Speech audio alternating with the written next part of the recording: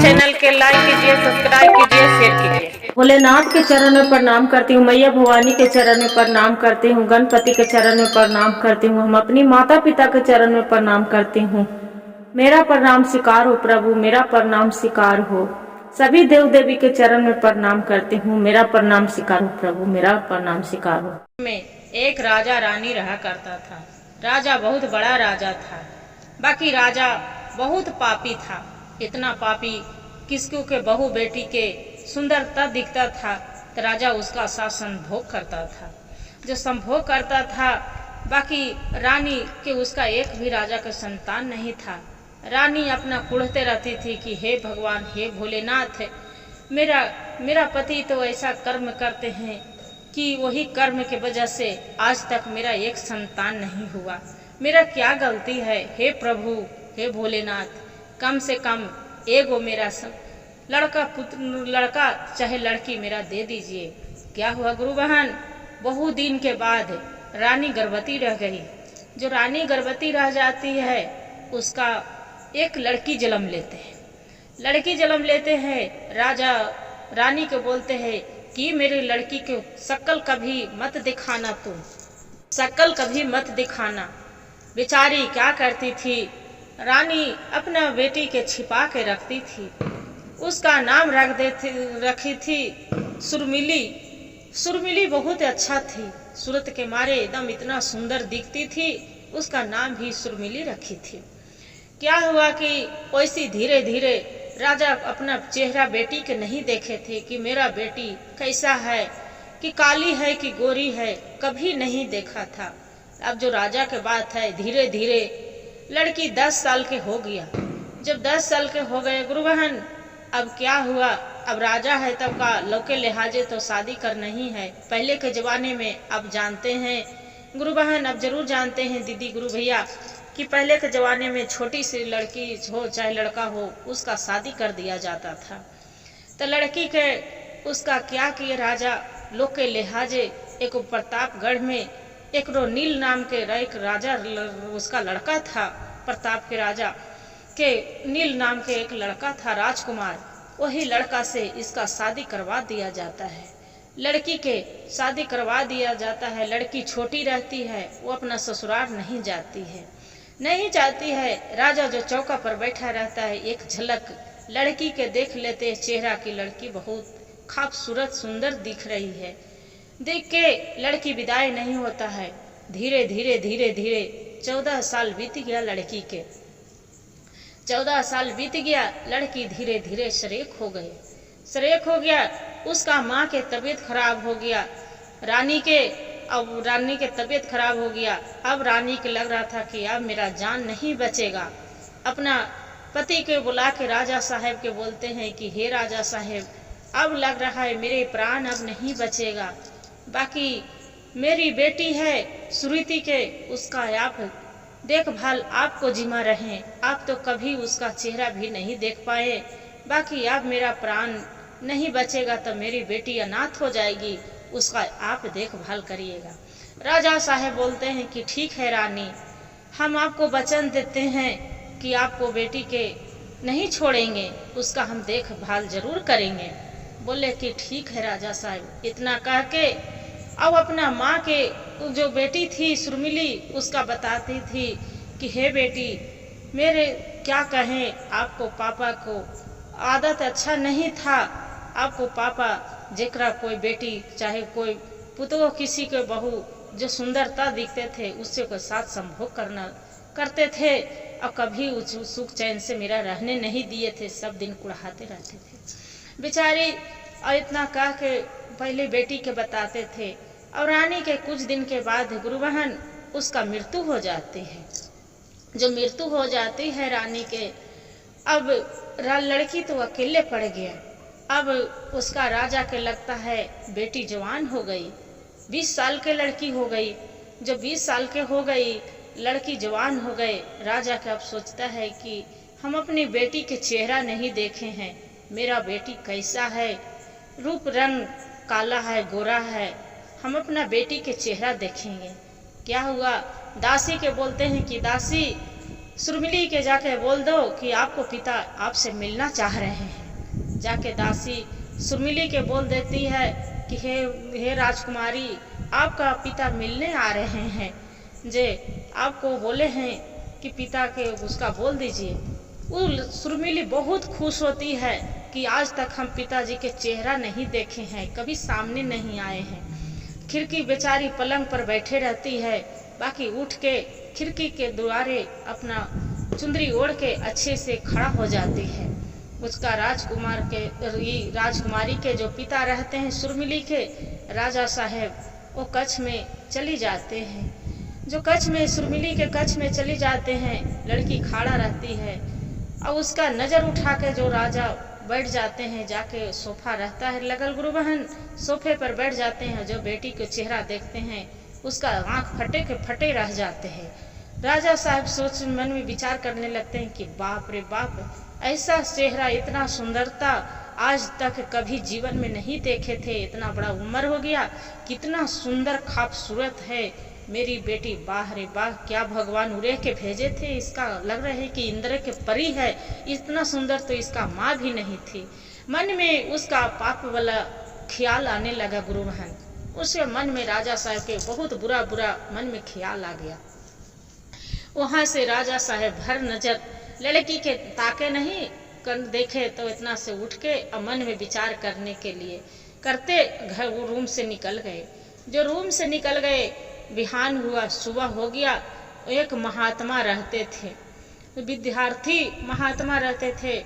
मंत्री के बोले कि हे मंत्री, अब मेरा घोड़ा के अथी तैयार कर दो, आज हम जा रहे हैं। जो वहाँ पड़ी विद्यार्थी महात्मा जी हैं, महात्मा के पास जा रहे हैं। मंत्री बोलते हैं कि प्रभु आप अकेले जाएंगे, हम भी चलते हैं। राजा साहब बोले ठीक है, आप चलना चाहते हो तो आप भी चलो।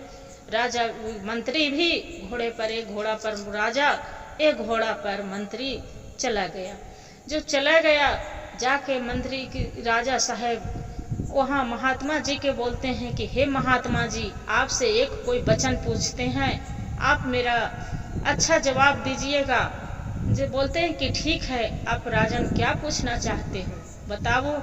बोलते हैं कि देखिए राजा महात्मा जी, जो घर में कुआं है तो घर में कुआं के पानी दूसरे कोई पी सकता है, वो कुआं के पानी हम क्यों नहीं पी सकते हैं? का अपने कुआं के पानी पीने में कोई लाज है? बोलते हैं महात्मा जी समझ नहीं पाए। बोले कि कोई बात नहीं, अपना घर में कुआं है तो क्यों नहीं कुआं के पानी पिएंगे। जे दूसरा कोई पिएगा तो अपना घर में कुआं तो एकदम गंगा जल की तरह जल पवित्र होता है। उस पानी तो कहूँ से बोरिंग हो, कल हो, उससे बढ़िया पानी हो, अच्छा होता है, उसका पीना है चाहिए। इतना कह के अब राजा मन में मुस्कुराते वहां से चल दिए। मन में मुस्कुराते चल दिए। वहां से आया राजा एक लेटर लिखा, जहां लड़की के शादी हुआ था उसका लेटर लिख के अब मंत्री के दे देता है कि ये मंत्री, उसका सतीमान था, मंत्री के बहुत सीधा साधा था। वो जो लड़की थी सुरीली, उसका नाम धरे थे, अपना बहन के लड़की मानती थी, रानी थी तो उसका बहन मानता था। और वो लड़की थी उसका मानता था अपना भांजी के समान, पूरा बहुत प्यार करता था। तो क्या हुआ गुरु बहन, जो मंत्री के दे देता है चिट्ठी, और मंत्री चिट्ठी लेके राजा के पास जाके उसका ससुराल वाला के जाके दे देता है। राजा साहब के जो हाथ में चिट्ठी मिलता है उसका तो ऊपर पढ़ने लगते हैं, प्रतापगढ़ के जो राजा रहते हैं उसका तो पढ़ने लगते हैं। बोले कि क्या बात के चिट्ठी वहाँ से राजा साहब दिए हैं, क्या बात है जे चिट्ठी पढ़ा जाए बीच सभा में। वहाँ पड़ी गुरु बहन, बीच सभा में बहुत मनी सब मंत्री, नौकर चाकर सब पूरा वहाँ दरमान सब भरे रहते हैं। राजा दरमान जाके मंत्री है जो चिट्ठी पढ़ने लगते हैं कि राजा साहब चिट्ठी ने भेजे हैं कि हे राजन, एक राजा साहब आपको कहने में मेरा बहुत शर्म की बात आ रहा है कि जे दिन मेरी पत्नी दुनिया से चल बसे, मेरी बेटी साधमा नहीं आप सह सके, मेरी बेटी के साथ में मृत्यु हो गया। इतना कह के जो राजा नील राजकुमार, राजा के प्रताप के राजा कि लड़का नील था, उसका देख के फिट आ जाता है कि हे भगवान भोलेनाथ, मेरा साथ कितना अन्याय हुआ, कितनी सुंदर मेरी पत्नी थी, कैसे उसका खत्म हो गए। अब आज तक पता नहीं बताए, बाकी आज बता रहे हैं। क्या हुआ कि फिर उसका सब कोई माता पिता संभाले, नील के संहार के ओकर बाद में समझौता किए कि देखिए होनी के कोई कर्म के लिखा कोई नहीं मिटता है। उतने ही दिन पर वो बेचारी के धरती पर लिखल था, इसलिए वो साथ में माँ के साथ अपना प्राण त्याग दिए। क्या हुआ गुरु बहन, मंत्री वहाँ से आ जाते हैं।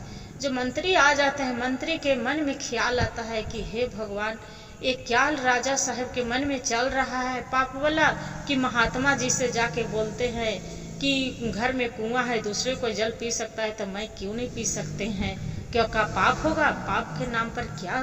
मन में उसका विचार आया, मन में विचार करके फिर भी लग रहा है, उसका सतमान नाम था, सतीमान। वो बेचारा सत से एक जी रहा था, भले मंत्री था बाकी एक सत था उसका अथी में, रघु में उसका। जो फिर उसका लग रहा है कि क्या बात है, राजा साहब के मन में पाप वाला तो कहानी नहीं चल रहा है, चिट्ठी वहाँ क्यों दे दिए हैं कि इतना गलत गलत लिख के कि लड़की मर गए, लड़की तो जिंदा है। मन में विचार करने घर में जो आते हैं मंत्री, तो देख रहा है कि जो दाई दासी सबको राजा साहब छुट्टी दे दिए कि आप दासी अपना घर चली जाओ, अपना घर में जाकर आज आराम करो, जे आपको छुट्टी दिया जाता है, पेमेंट नहीं, पैसा जो है पेमेंट आपको नहीं कटेगा। नौकर चाकर रहता है, उसका दरमान रहता है, दरमान के भी छुट्टी दे दिया जाता है, सब कोई छुट्टी दे दिया। बाकी वहाँ एक चौकीदार जो दुआरी पर रहता है गुरु बहन, चौकीदार के छोड़ के, काहे कि वो बाहर अंदर में तो जा नहीं सकता था, अब बाहर में चौकीदारी कर रहा था। चौकीदार के बोला कि अंदर आप मत जाना, आप दुआरी पर रहना, तब रह सकता है, न तो मत रह सकता है। बोले कि ठीक है राजा साहब, आपको जैसी आज्ञा। सब कोई दासी जितना दाई दौड़ी जितना भी था, दाई दासी सब चला गया घर। मंत्री आता है तो चौकीदार के पूछता है कि अरे घर में तो कोई नहीं दिख रहा है, आज नहीं दरमान है, और नहीं मंत्री है, नहीं सिपाही है, आज नहीं दासी है, सब कहाँ गया।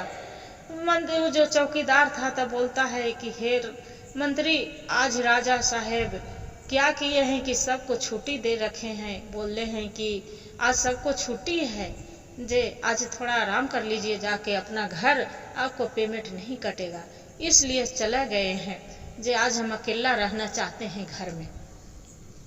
मन में इसका लग रहा है कि रानी साहब के कैसे राजकुमारी के ये बात हम बतावे। मन में विचार करते करते कि राजा साहब के लग रहा है हो न हो कुछ मन में पाप चल रहा है। क्या हुआ कि पहले मंत्री धीरे धीरे धीरे धीरे अपना घर में, रानी जो राजा रहते हैं कच्छ में हिलते हैं तो देख रहे हैं कि राजा सोए हुए तब थोड़ा इसका ठंडा दिमाग हुआ है मंत्री के कि नहीं, राजा साहब सतीमान के कि वो तो राजा साहब सो रहे हैं। अब जाके लड़की के जाके क्या होता है गुरु बहन, लड़की के सोया है तो कैसे उठावे, कितना पाप वाला है। बाकी लड़की जो जान जाएगी राजकुमारी तो मेरा तो ऐसा नहीं कि मरवा देना, क्या करे कैसे जान, लोक लिहाजे बहुत मन में विचार करने लगे। फिर बोलते हैं कि हे भगवान, हे भोलेनाथ, मेरा जो गलती होगा क्षमा करिएगा प्रभु, बाकी कोई रास्ता आप दिखा दीजिए।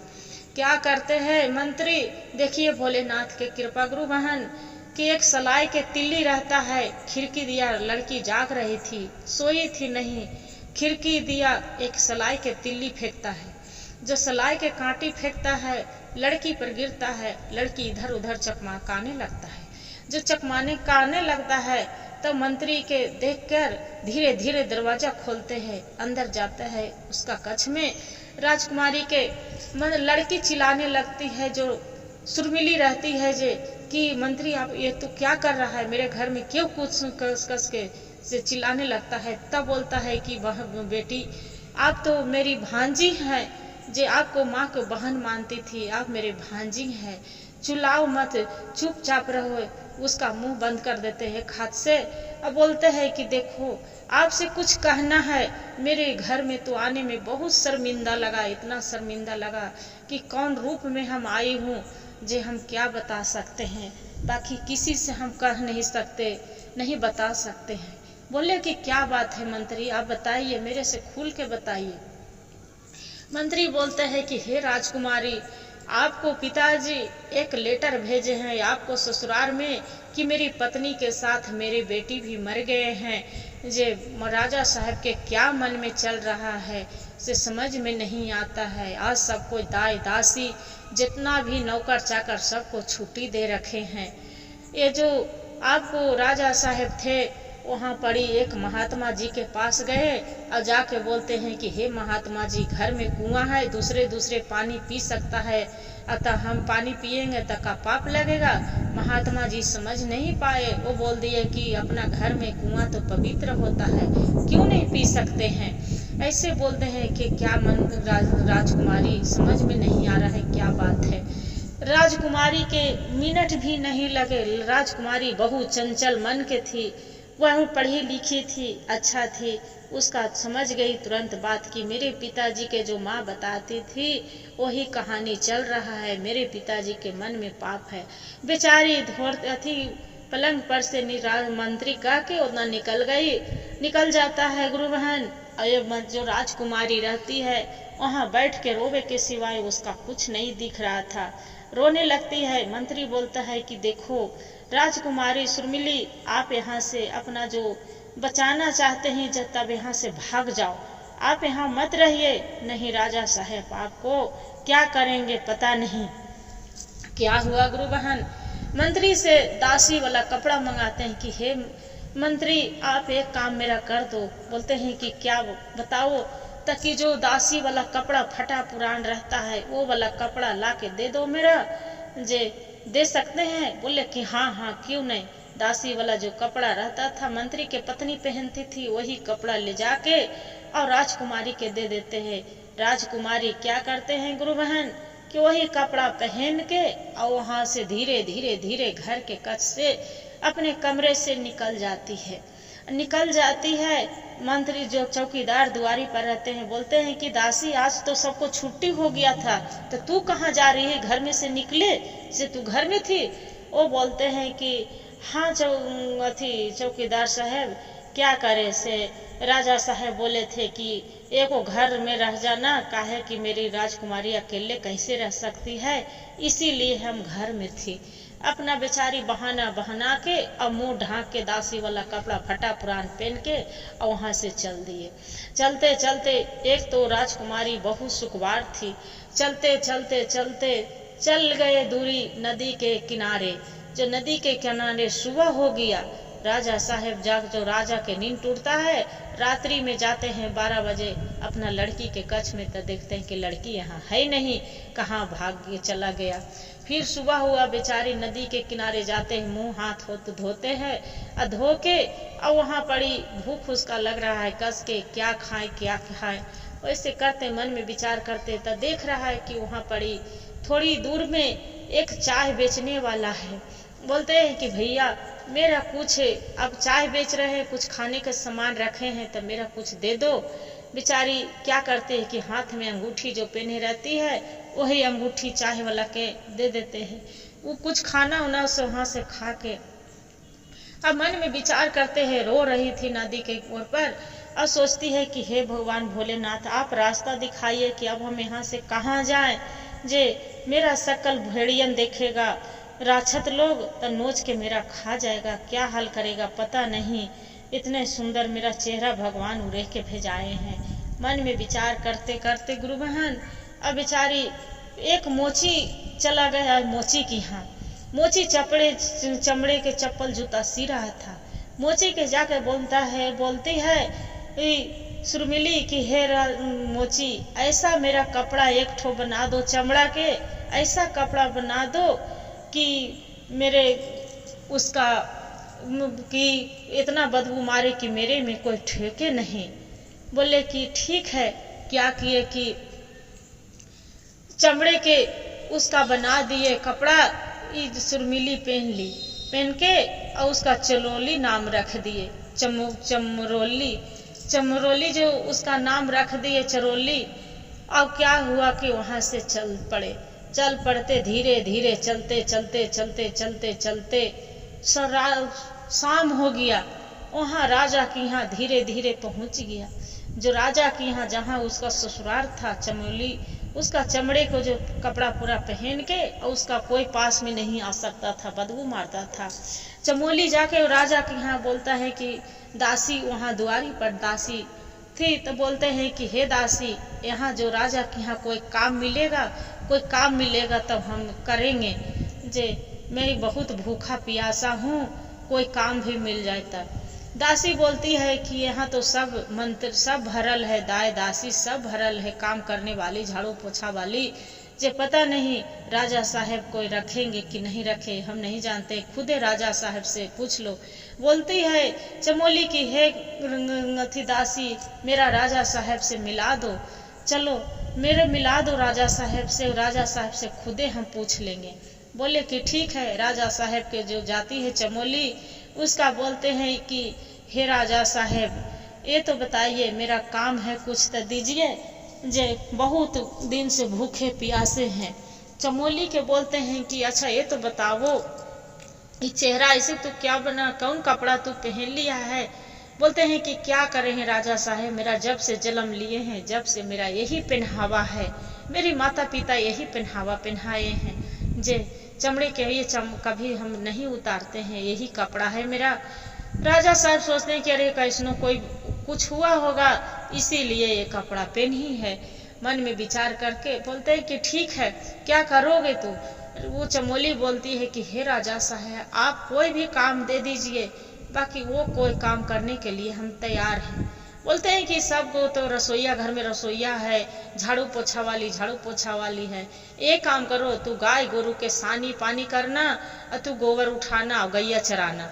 बोले कि ठीक है राजा साहब। वो भी बेचारी चमोली करने लगती है। जो करने लगती है, अब धीरे धीरे राजकुमार तो बहुत उदास रहता था अपना पत्नी के वियोग में।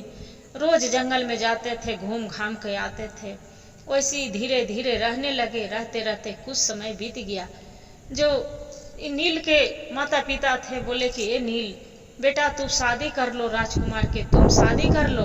बोलते हैं नहीं पिताजी, हम नहीं शादी करेंगे, जो किस्मत में लिखा था, मेरी सुंदर सा पत्नी तो दुनिया से चल बसे, मेरी राजकुमारी सुरमिली, बाकी नाम भी जैसा उसका चेहरा भी था, वो मेरे लिए जो धरती पर नहीं रहे।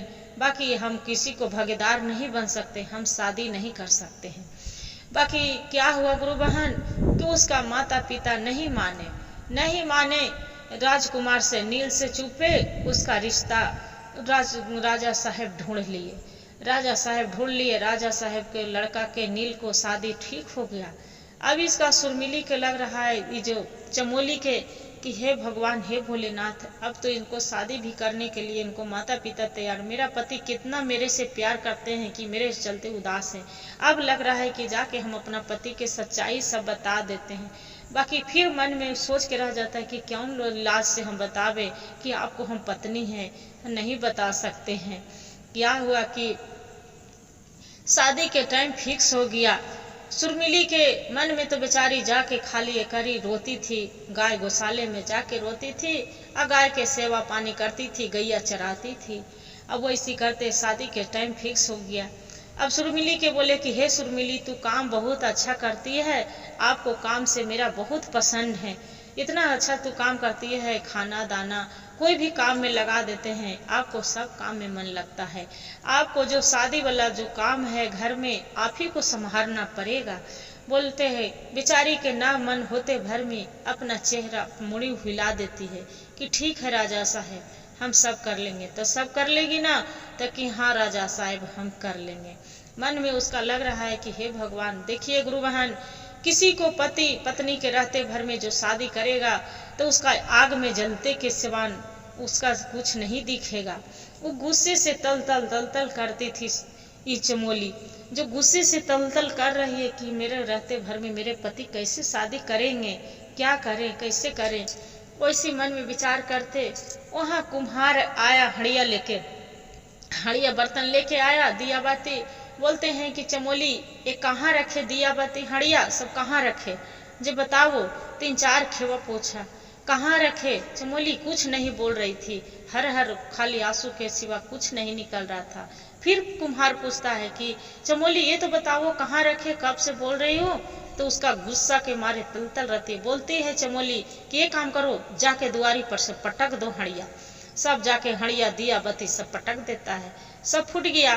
फिर राजा साहब के देखते हैं, मंत्री जाके बोलता है कि सब कुम्हार तो हड़िया बर्तन सब पटक के फोड़ दिया। राजा साहब बोलते हैं इसका कुम्हार के कि ये तो बताओ सब हड़िया दिया बत्ती तू फोड़ दिया काहे, जे कौन फोड़ने बोला? तो बोलते हैं कि राजा साहब मेरा तो कोई गलती नहीं है। चमोली बोली कि जाके दुआरी पर पटक के फोड़ दो, तो हम फोड़ दिए। चमोली के बुलाया गया, राजा बुलाते हैं कि जाओ चमोली के बुला के लेके आओ। चमोली जाती है, बोलते हैं क्या महाराज क्या बोलते हैं राजा साहब? बोलते हैं कि तू हड़िया बर्तन क्यों पटक दे अथी फोड़वा दिए? बोलते हैं कि राजा साहब मुझसे गलती हो गया, आज के बाद ऐसा नहीं होगा। क्या होगा? मंत्री के ऑर्डर देते हैं कि हे मंत्री जाओ चुमुक से जाके 10 चुमुक मारो उसका बदन पर। जाके मंत्री क्या करता है कि चमोली के जाके 10 चुमुक मारता है बदन पर। बाकी चमड़े का जो कपड़ा पहने रहता है तो उसका चोट थोड़ा कम आता है।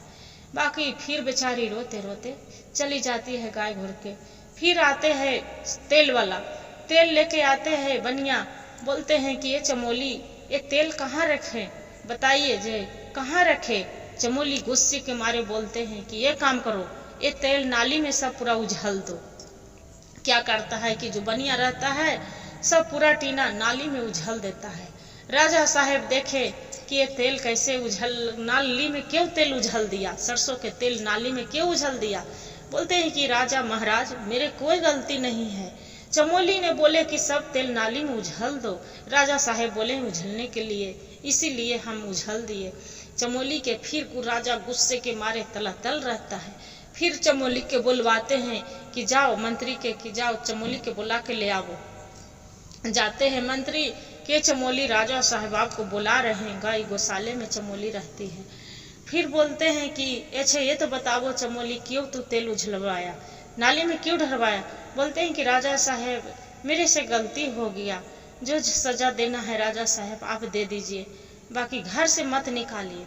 बोले कि इससे ज्यादा तू अन्याय करेगा तो हम घर से निकाल देंगे आपको। बोले राजा साहब आप मेरे से वादा किए हैं कि घर से कितनों हम कुछ करें, बाकी आप घर से नहीं निकाल सकते हैं। बोले कि ठीक है। जे मंत्री के बोलता है कि जाओ इसका 20 कोड़े मारो। मंत्री जाके 20 कोड़े मारते हैं चमोली के। फिर वो होता है, फिर आते हैं आटा लेके बनिया, आटा लेके जो बनिया आते हैं बोलता है कि चमोली ये आटा गेहूं कहाँ रखे, सब चाउर गेहूं कहाँ रखे, आटा पिसा के मिल में से लाए कहाँ रखे? चमोली बोलती है गुस्सा के मारे, उसका तो मन में कबर कबर हो रहे थे, गुस्सा के मारे पूरा खीस में थी। बोलती है कि जाके दुआरी पर सब जाके छीट दो, पूरा चावल गेहूं जो भी आटा है सब जाके छीट दो, दाल चावल। क्या करते हैं कि बनिया भी वो कर रहता है, पूरा सब बोरा उझल देता है, सब लोग छीट बुन देता है, छीट बुन देता है। राजा साहब देखते हैं तब गुस्सा के मारे तलातल हो जाते हैं। बोलते हैं कि ये तो बताओ बनिया कि तू क्यों बाहर सब छीट दिया? दाई दासी के, मंत्री के, राजा के, नौकर चाकर के कि सब बाहर कौन छीट दिया आटा गेहूं सबका मंगनी के आता है? वो बोलते हैं कि हुजूर मेरा कोई गलती नहीं है। बनिया जो रहता है मेरा हुजूर कोई गलती नहीं है। ये सब चमोली बोले कि जाके दुआरी पर छिड़ दो। राजा साहब बोले हैं दुआरी पर सब उझलने के लिए, इसलिए हम दुआरी पर उझले हैं। क्या हुआ कि अब चमोली उतना में के बुलाते हैं राजा साहब की जाओ चमोली के बुला के लाओ। चमोली के बोलते हैं कि ये चमोली जाओ तू बहुत अन्याय कर रही है, इतना तू काम पर काम बिगाड़ रही है, काम पर भी काम बिगाड़ रही है। आपको हम लग रहा है घर निकाल देंगे नौकरी से, मेरे घर से तू चला जाओ। बोलते हैं नहीं राजा साहब कहाँ जाएंगे, जे भले तो आप जो सजा देना चाहते हैं दे दो। क्या करते हैं कि मंत्री के बोलते हैं कि जाओ इसका 40 चमुक्के मारो इसका देह पर, तब इसका ठिकाना कल ठिकाना आ जाएगा। मंत्री जाके दासी उसका चमोली के जाके 40 कोड़े मारते हैं। 40 कोड़े मार के और बाद में राजा साहब के अब बराती के तैयारी हो गया, शादी विवाह के बराती के तैयारी हो गया। चमोली के जाके जो दासी बोलते हैं कि चमोली चमोली राजा साहब के तो बराती निकल रहा है, से तू देखने नहीं जाएगी? बोले कि जाएंगे ना, क्यों नहीं जाएंगे, गौशाले घर में रहती है, सानी पानी देते। बोलते है कि एक काम करती है कि दासी वाला कपड़ा पहन के बेचारी और वो दासी के साथ वो बराती के साथ चला जाती है। बराती के साथ चले जाते हैं, कोई भी वहाँ पर दासी नहीं जाते रहती है। बाकी ये चमोली जाके बोलते हैं कि जो नहीं जाएंगे साथ में तो लड़की कैसे आएगी, अकेले आएगी, जो कोई दासी के आप नहीं ले जा रहे हैं, से हमरा जाने दीजिए। राजा साहब बोलते कि सही बोल रही है, जाने दो भाई इसका साथ में। राजा साहब के साथ में चमोली चली जाती है, वो घर में घुस जाती है।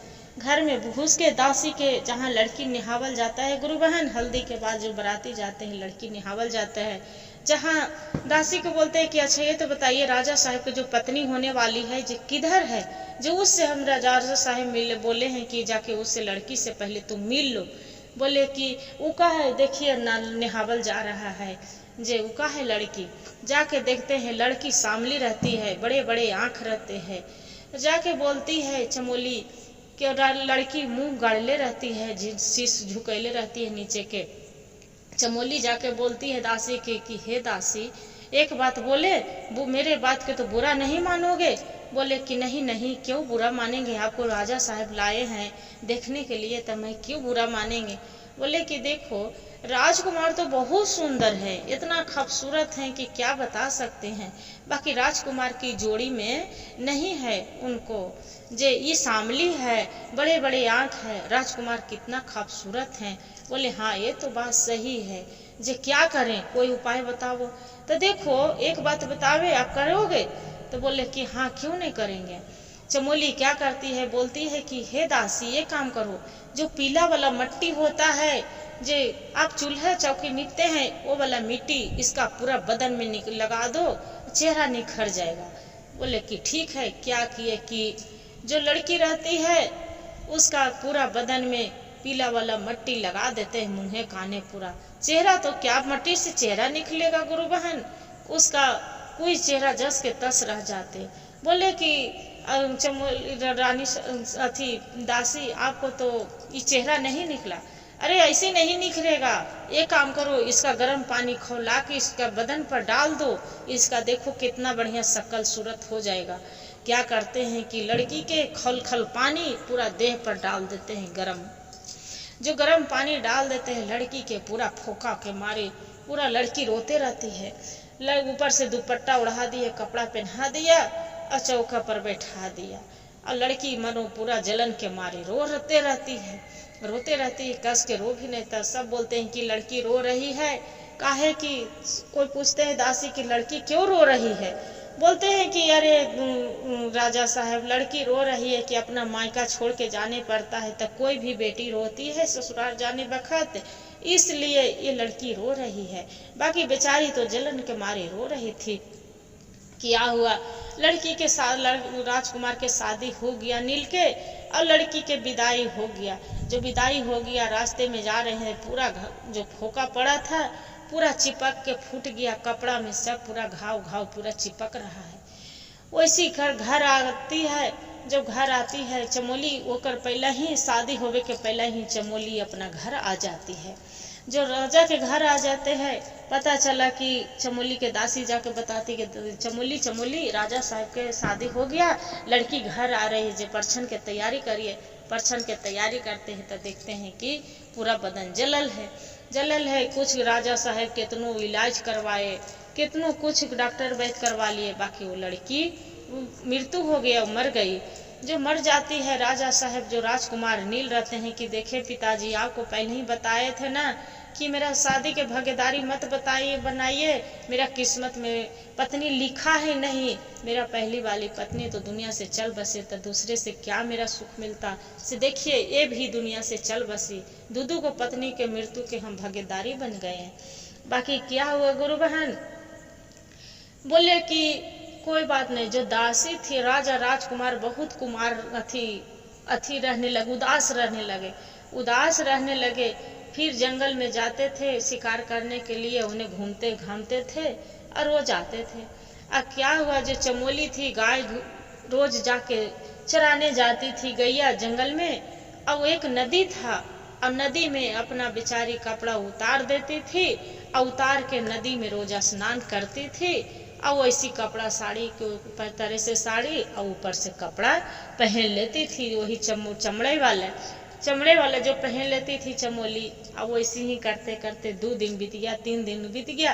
राजकुमार जो एक झाड़ी से छिप के देख रहे हैं कि अरे कितना सुंदर खूबसूरत है, ये चमड़े के कपड़ा क्यों पहनती है, ये तो गैया चराती है, एकरा चेहरा तो लगता है कि कोई दिख नहीं पाता है, बाहर का इसका खूबसूरती है, इस चेहरा जो लगती है कि जैसे मेरे सुरीली के तरह सुरीली है, क्या है ये, कैसा है, कितना खूबसूरत इसका चेहरा है। मन में राजा साहब जो नील रहते हैं राजकुमार बहुत विचार करने लगते हैं।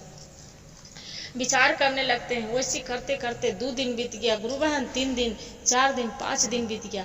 5वें दिन राजकुमार से रहा नहीं गए, झाड़ी में से छिप के जैसी चमोली नहाने लगे और वैसी चमड़ा वाला कपड़ा जो उतारे, राजकुमार क्या किए कि अपना कटार से उसका कपड़ा के सब जो चमड़ा वाला कपड़ा के गुद्धी काट के और उन्हें पानी में नदी में दहा दिए। चमोली ने नहा के निकले, साड़ी पहनी, अपना चमड़ा वाला कपड़ा खोजने लगे। तब राजकुमार आके अब हर गले में अकबर लगा लिए कि हे राजकुमारी, ऐसे मेरे से तू क्यों छिप के रही थी, जे आज तक तू इतना घर में तू मेरा बिदत सहते रहे, बाकी आज तक तू नहीं बताई क्या बात था, किस लिए। राजकुमारी बोलती है सुरमिली कि हे राजकुमार, आप चलिए घर, सारी कहानी आपको बताएंगे। हर आँख से आंसू उसका गिरने लगे। अब हर अखबार सुरमिली भी पकड़ी है और हर अखबार राजकुमार भी उसका पकड़े हैं। अब पकड़ के और जो रोने लगती है, आंसू के धार लड़की के बहने लगे। सुरमिली के राजकुमार बोलते हैं कि हे प्रिय, इतना क्यों रो रही है, क्या बात है। बोलते हैं कि स्वामी अब घर चलिए, हम सारी कहानी बताते हैं। घर में जाते हैं, सारी कहानी बताते हैं। फिर माता पिता के बोलते हैं राजकुमार नील कि हे पिताजी, आप राजा साहेब इनको पिता खोज रहे थे कि मेरी पत्नी मर गई थी, देखिए मेरी पत्नी सामने नहीं है और कौन रूप में आके रह रही थी। और उसका पिता जो सुरमिली के थी, अपना बेटी के विरोध में उसका आग में पछतावा आ रहा था कि हे भोलेनाथ, हम कौन सा पाप करी थी, कि हम कितना बड़ा पाप करने चली थी कि अपनों बेटी के हम उसका इज्जत लूटने के लिए हम तैयार हो गए थे। बाकी मेरी उसका कोड़ हो गया, पूरा हाथ गोड़ में कीड़ा पड़ गया, कोड़ हो गया। अब खोजले चले कि हम अपना बेटी के दर्शन कम से कम पा लेती, मेरा कम से कम कोड़ शरीर अच्छा हो जाता। बाकी उसका बेटी के खोजते खोजते उसका बेटी नहीं मिले। आए दोनों पति नील और सुरीली, दोनों पति पत्नी बढ़िया से जीवन से खुशी बिताने लगे गुरु बहन, और दोनों साथ में रहने लगे और उसी को साथ जीवन साथी दोनों के मिल गया। हर हर महादेव, घर घर महादेव। गुरु भाई गुरु बहन, जो मेरा कहानी अच्छा लगे तो वीडियो के लाइक और सब्सक्राइब और शेयर जरूर करिएगा। हर हर महादेव कमेंट में लिखना ना भूलिएगा दीदी, और वीडियो के पूरा सुनिएगा, अधूरी मत सुनिएगा।